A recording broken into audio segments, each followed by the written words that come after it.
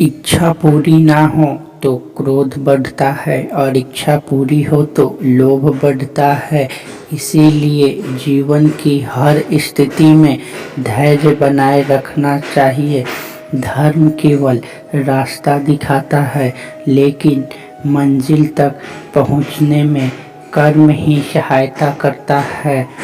वह जो सभी इच्छाएं त्याग देता है, मैं और मेरा की लालसा तथा भावना से मुक्त हो जाते हैं, उन्हें शांति प्राप्त होती है। श्री कृष्ण ने कहे हैं कि अगर तुम्हें किसी भी दुखी किया है तो बुरा मत मानना। लोग उसी पेड़ पर पत्थर मारते हैं जिस पेड़ पर ज़्यादा मीठे फल होते हैं। स्वार्थ से बने रिश्ते बनाने की कितनी भी कोशिश करो, लेकिन नहीं बनते हैं, और प्रेम से बने रिश्ते कितने भी तोड़ने की कोशिश करो, वो कभी नहीं टूटते हैं। अगर व्यक्ति शिक्षा से पहले संस्कार और व्यापार से पहले व्यवहार और भगवान से पहले अपने माता पिता को पहचान ले तो जिंदगी में कभी कठिनाई नहीं आएगी। जिस मनुष्य ने जवानी में पाप किए हो उसे बुढ़ापे में नींद नहीं आती। श्री कृष्ण कहते हैं कि मनुष्य अपने मन को बार बार समझाता है कि ईश्वर की सेवा उसकी कोई नहीं है। परिवर्तन इस संसार का नियम है। जो कल किसी और का था, आज वो तुम्हारा है एवं कल वो फिर किसी और का होगा।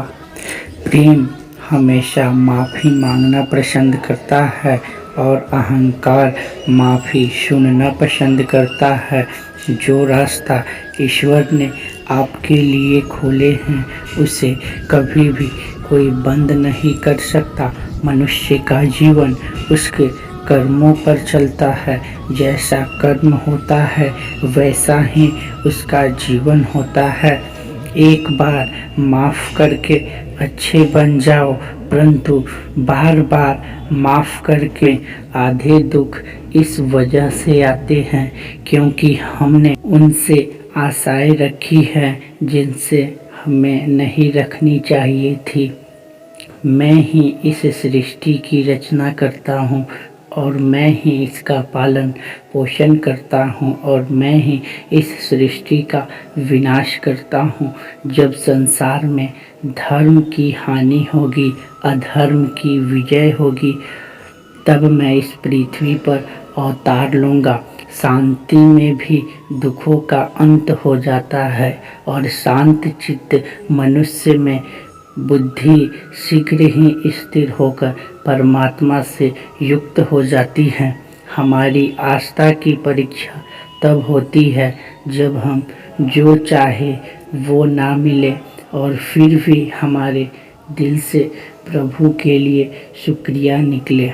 श्री कृष्ण कहते हैं कि संगति ईश्वर की कृपा से मिलता है, परंतु कुसंगति में पड़ना मनुष्य के अपने ही हाथ में होता है। लोग करते हैं जीवन में वाणी को संयम में रखना अनिवार्य है, क्योंकि वाणी में दिए हुए घाव कभी भरे नहीं जा सकते और दुख का आना जाना सर्दी और गर्मी के आने जाने के जैसा ही है।